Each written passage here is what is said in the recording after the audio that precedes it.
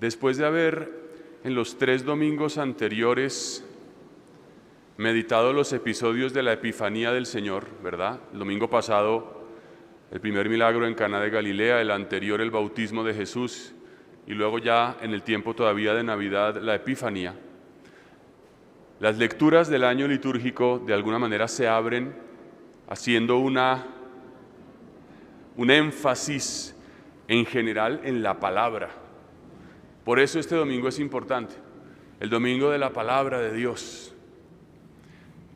¿De qué manera la palabra afecta tu vida, mi vida? ¿De qué manera la tiene que afectar a ustedes, niños, que van a hacer la comunión? Es un planteamiento importante, porque estamos inundados de propuestas, ¿no? Ahora el morbo, así lo llamo yo, de estos días es el hombre que mató a su hermano y a su mamá, y parece que eso tiene que ser titular porque cautiva la atención, independientemente de las consideraciones que se puedan hacer de esa situación en las cuales no entro. Lo que quiero señalar es que pareciera que tenemos que estar pendientes de todo, sabiendo de todo, la vida de todos. Y yo te quiero decir hoy que se nos plantea en la iglesia también tener una atención a Jesucristo, a la vida de Jesucristo, a la persona de Jesucristo, a su palabra. Entonces, ¿por qué esto es importante? ¿Qué pasa en estas lecturas? Miren, en el siglo VI a.C., en el año 586, el emperador de Babilonia, donde hoy es Irak, en las inmediaciones de los ríos Tigris y Éufrates, en Babilonia, digamos, era el reino que en aquel momento surgía, como luego lo fueron los romanos o como hoy pueden ser Estados Unidos y Rusia, más o menos, los que mandaban. ¿Qué hicieron? Pues los que mandan y los que tienen poder quieren conquistar, y conquistaron las naciones vecinas y se quisieron expandir hacia Occidente y llegaron a Palestina y allí conquistaron Jerusalén. Robaron el templo, lo desmantelaron y a los hebreos los deportaron hacia su tierra, sobre todo a las personas que tenían una capacidad intelectual o una capacidad manual, los escribas, los que sabían escribir, los artesanos, naturalmente para tener mano de obra calificada en su reino. Estuvieron más o menos 50 años en cautividad. ¿Y qué pasó? Pues después, con lo sucedido en el templo, se perdieron los objetos valiosos, los vasos sagrados y también los rollos de la Escritura. Aquí me llama la atención, en la primera hoja de nuestra hoja dominical aparece Jesús con un rollo. Antes no se leían libros como se leen hoy, como un códice. Un códice es unas hojas amarradas por el lomo que se pueden pasar. Eso no existía, existían rollos. ¿Qué son rollos? Como decir estos que se usan para rodillos, en cada extremo, y un rollo larguísimo que podía ser de varios metros. Entonces el rollo se ponía en una superficie parecida a este atril y por un lado se iba enrollando y por el otro desenrollando, y así se iba pasando la lectura. Entonces un sábado leían un pedacito, pasan el rollo, lo guardan y al sábado siguiente lo que sigue. Esto es importante, muy importante, porque en un códice, en un libro, tú fácilmente pasas las páginas y buscas en un texto cualquier parte del mismo según te guste. Ese pequeño invento es técnicamente asombroso, porque buscar textos en un rollo es muy difícil. Pero bueno, vuelvo al punto. Se perdieron.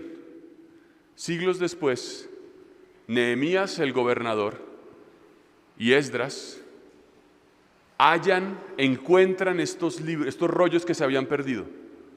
Si alguien los escondió, si simplemente los enterraron, no sabemos. Lo que está claro es que los encontraron. Después de décadas, siglos,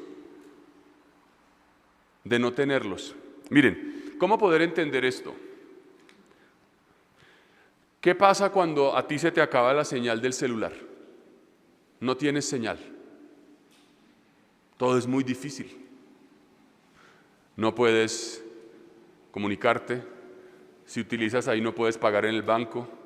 No puedes usar no sé qué aplicación, porque vivimos dependiendo de una señal. Nos sentimos desconectados, aislados. Si la comparación me sirve, algo parecido sucedió. Durante 2 siglos se fue la señal. No había palabra, no había nada. Les quedaban recuerdos de una tradición oral.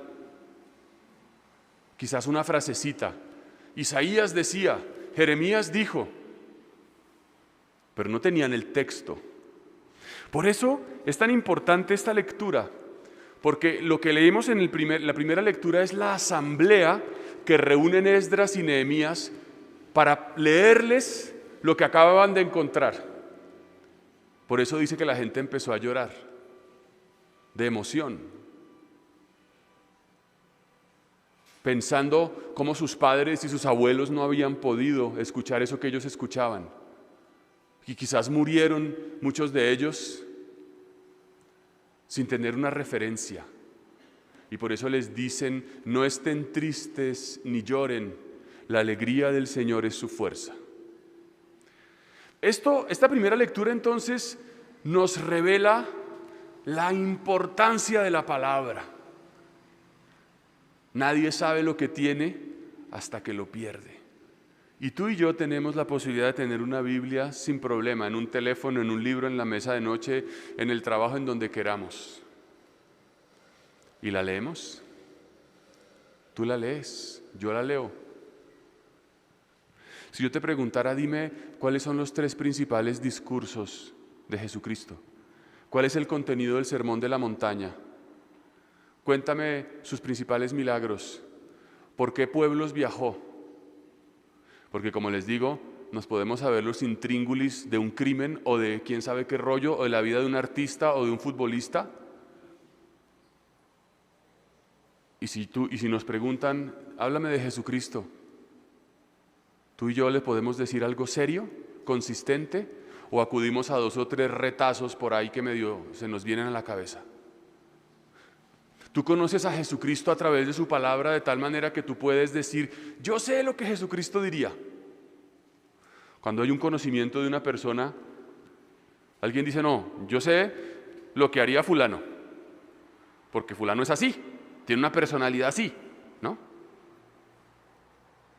Porque hermanos, en la Iglesia Católica tenemos a veces eso, un ritual que es muy importante, pero a veces un ritualismo, rezos, novenas, cosas, pero nos falta encuentro con la palabra.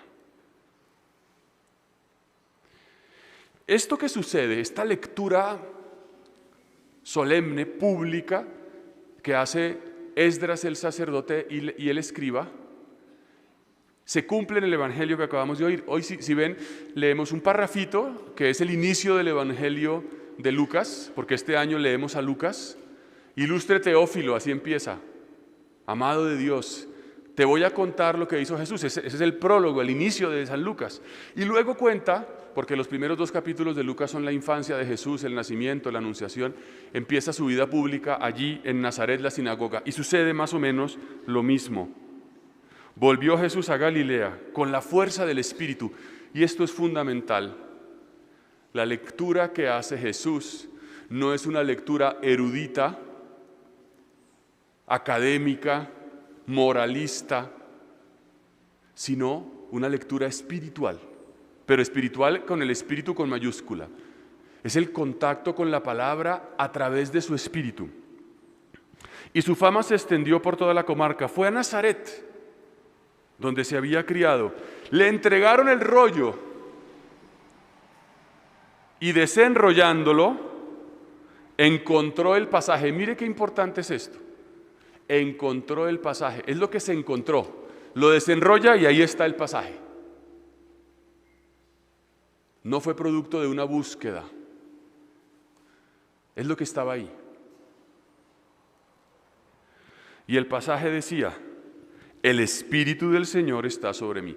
O sea, esa palabra que lee Jesucristo en la sinagoga es una palabra que se cumple. Lo que Él lee es lo que está sucediendo, porque Él es aquel sobre quien está el Espíritu. O sea, la palabra revela los hechos. Esa es la manera como se debe leer la palabra de Dios. No es simplemente siquiera quiero parecerme a Jesús, sino cómo esa palabra interpreta mi vida, me revela lo que sucede en mi vida y se cumple en mi vida. Y así como Jesús cogió ese rollo, lo abrió y era lo que estaba escrito, nosotros todos los días tenemos un calendario que la iglesia nos da. Vamos leyendo cada día. Hay unas lecturas previstas para la misa de cada día. Y si tú y yo caminamos con esas lecturas y con esta actitud, entonces si tú te preguntas, ¿y yo qué tengo que hacer con mi vida? ¿Qué tengo que hacer en este negocio? ¿Debo invertir o no invertir? Uno diría, pero eso no tiene nada que ver. Claro que tiene que ver. ¿Qué debo hacer con mis hijos? ¿Qué situación debo solucionar con mi marido o con mi mujer? Eso está en la palabra, porque la palabra es la vida entera. La palabra no es solo un moralismo para hacer una obrita de caridad por ahí. La palabra ilumina tu existencia.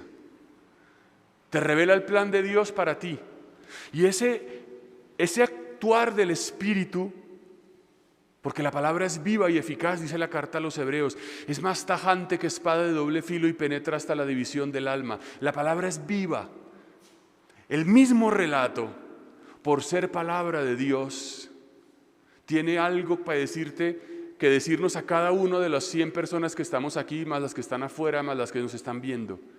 Y a cada una le ilumina la vida.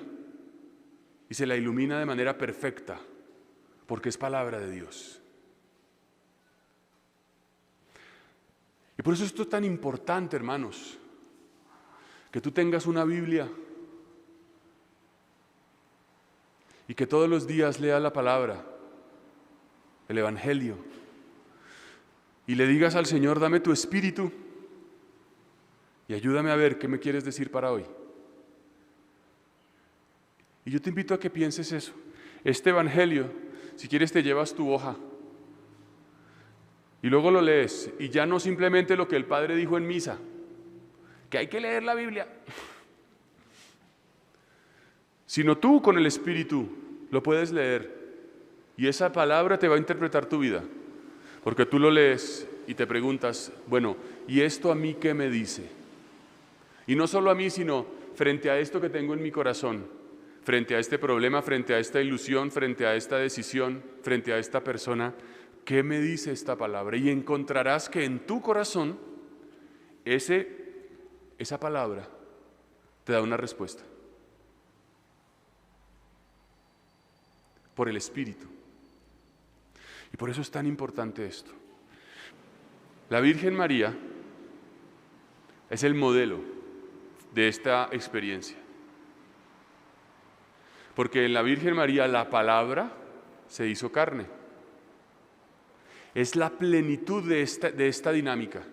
Dios quiere que en tu vida la palabra se haga carne. Si en María se hizo carne en su vientre y de la palabra, por el Espíritu que la visitó, nació Cristo, por la palabra, Cristo se manifestará en tu vida y entonces tus palabras, tus actitudes, tu rostro, tu sonrisa, tus reacciones serán las de Cristo. Y Cristo será carne en ti y en mí por el contacto con la palabra. E irán desapareciendo todas nuestras mañas, heridas, vacíos, tantas cosas que desdibujan a Cristo en nosotros. En mí en primer lugar. En el nombre del Padre, del Hijo, del Espíritu Santo. Amén. Te puedo asegurar que no hay mejor regalo para cualquier persona que el ofrecimiento de una Santa Misa. Con el sacrificio de la Eucaristía damos gloria a Dios, le agradecemos por sus beneficios y suplicamos por las necesidades propias, por las de los seres que amamos y también por los difuntos. Todos estos beneficios con el ofrecimiento de una misa. Entérate de cómo puedes hacerlo visitando la página web de ACN.